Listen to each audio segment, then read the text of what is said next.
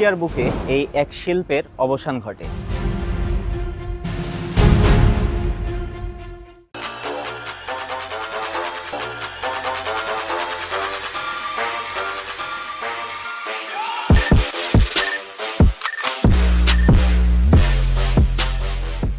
আমার পেছনে যে মিলটি দেখতে পাচ্ছেন এটি হলো মোহিনী মিল।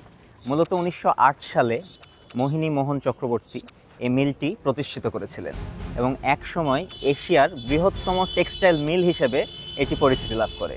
কিন্তু বর্তমানে কালের সাথে সাথে এই মিলটি বন্ধ হয়ে যায় এবং পরিত্যক্ত অবস্থায় এখন পড়ে আছে এই বৃহৎ শিল্পের এই ঐতিহ্যবাহী মিলটি।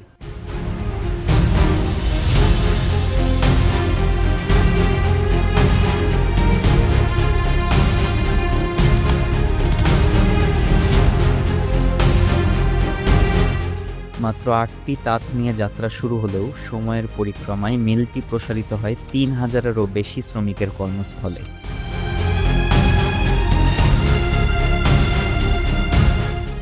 এখানকার শাড়ি ও ধুতি পুরো বাংলায় জনপ্রিয়তা পায়, আর মানের দিক থেকে এটি দেশের সেরা বস্ত্র কলগুলোর একটি ছিল।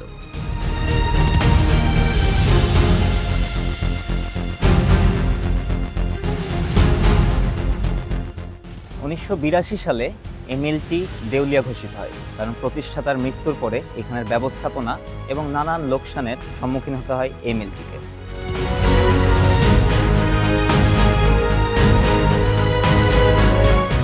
আজ মোহিনী মিল কেবল পরিত্যক্ত ভবন আর নষ্ট মেশিনের নীরব সাক্ষী, কালের গর্ভে হারিয়ে যাওয়া এক স্বর্ণযুগের প্রতিচ্ছবি মাত্র।